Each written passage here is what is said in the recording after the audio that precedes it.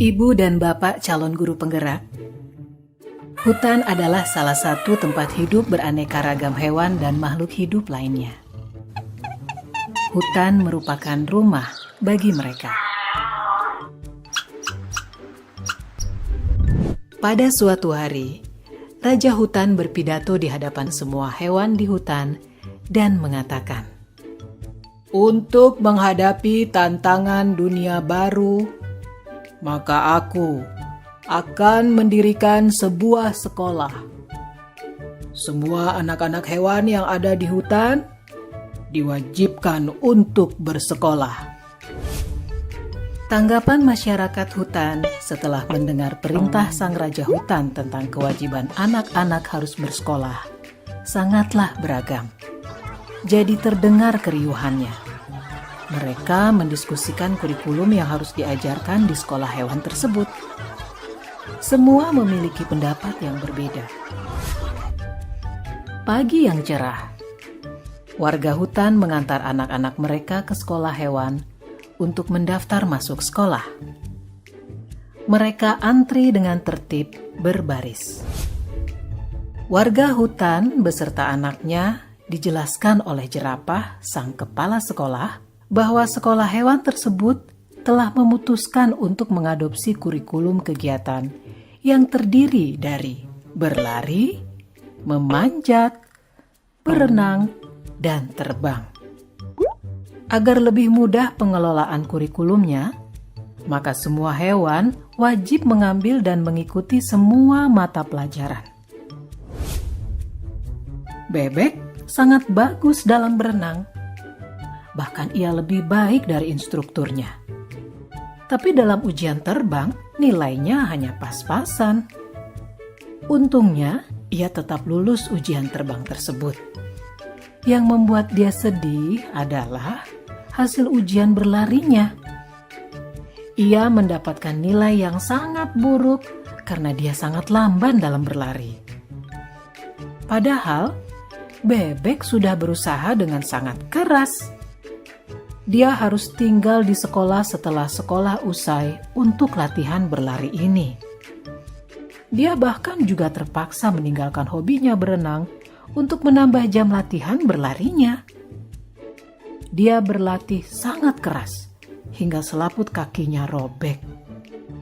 Akibatnya, ia pun tidak bisa menunjukkan hasil yang baik bahkan dalam ujian renang karena masalah dengan kakinya tersebut. Bebek pun gagal di ujian berlari dan hanya mendapat nilai rata-rata dalam ujian berenang. Bebek sedih sekali mendapat nilai rata-rata. Tapi di sekolah tidak ada yang peduli dengan kesedihannya. Menurut guru-gurunya, nilai rata-rata bebek sudah memenuhi kriteria ketuntasan minimal atau KKM. Jadi tidak masalah. Kelinci tadinya senang karena ia selalu mendapat nilai bagus di pelajaran berlari. Tapi akhir-akhir ini semangat belajarnya menurun drastis. Ia lelah karena hampir setiap hari harus mengikuti kelas remedial untuk berenang.